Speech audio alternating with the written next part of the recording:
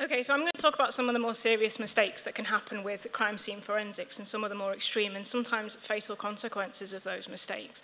So in 2007, a 22-year-old police officer called Michelle Kiesewetter was shot and killed in her patrol car in Heilbronn in Germany, and her partner was seriously injured. Their service weapons and their handcuffs were stolen from the scene, and a large investigation obviously ensues. And DNA is found at the crime scene, and they run it through the German criminal database, and they get a hit. They get a hit for an unidentified Eastern European female whose DNA was found at the scene of 2 previous murders. So this is quite interesting. And the German and the world media understandably sees on it, is this a female serial killer, the Phantom of Heilbronn, the woman without a face? It gets quite exciting, and the investigation expands. The call goes out across Europe, and the Phantom's DNA is found at more and more crime scenes in all kinds of weird and wonderful places. To go through a few of them, it's found at the scene of a strangulation of a 62-year-old woman in Ida Oberstein in Germany. And it's found on a kitchen drawer at the scene of another murder in Freiburg. It's found on a syringe of heroin that was found in 2001 in Gerolstein. It's found on a cookie in a burgled trailer in Budenheim from 2004. And it's found on a pistol that was used in a robbery in Arbois in France. We've changed country now. It was found at the scene of another robbery in 2007 in Austria, so we're on 3 countries. It was found at the scene of 20 low-level thefts in the Hesse region over a 4-year period, which incidentally is the same place that when Mr. Presley completed his military service and met Priscilla. It was found on a car that was used to transport 3 bodies in Budenheim. The Phantom spree spanned to 40 crimes spanning 15 years. Who was this Eastern European drug-addicted, robbing, travelling murderer? Over 3,000 women were DNA tested without success. A massive reward for information went unclaimed. And then, in March 2009, the DNA was found in the body of a male asylum seeker in France. Now, this was odd because the Phantom was definitely female. So the investigators scratched their heads, and then they realised that all of the investigations had used the same forensic lab in Bavaria. So off to the lab they obviously go. And they find there are quite a few women working there.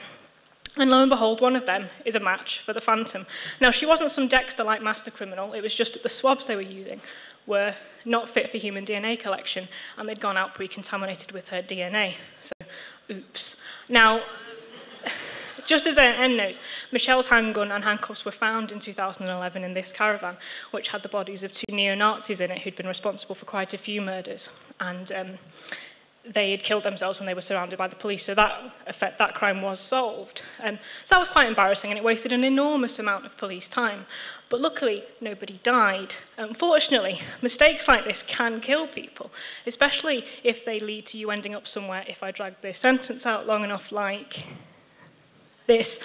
This is Huntsville in Texas. This is the busiest execution chamber in the most bloodthirsty state in the US in terms of executions. Now, from the 1990s up until the present day, the FBI have had to do quite a few reviews of their crime scene forensics due to mistakes similar to that of the Phantom. And one of their bigger issues was that their hair analysis often consisted of getting a hair from the suspect, a hair from the crime scene, looking at them, sometimes without a microscope, and saying, yeah, that's a match, which is obviously problematic. So as part of their review, they sent thousands of letters to prosecutors and suspects like this one, saying, basically, we're going to have to retest this. If this is what you're relying on for the prosecution, you might want to, think again, because we might have messed up. And that included cases like that of Claude Jones, who was convicted of the 1989 robbery and murder of a shopkeeper. The only physical evidence linking him to the crime was hair analysis, and he'd always protested his innocence. So you'd think the review, which for him came in 2010, would be brilliant cast iron appeal material. Now, I've had the privilege of listening to his appeal attorney talk about the moment he received this letter from the FBI, and he spoke of opening it, seeing Claude's name, a few moments of confusion, and then his blood ran cold, because Claude Jones was executed in 2000 on the basis of that evidence. And his request for clemency was the final one denied by George Bush when he was governor of Texas.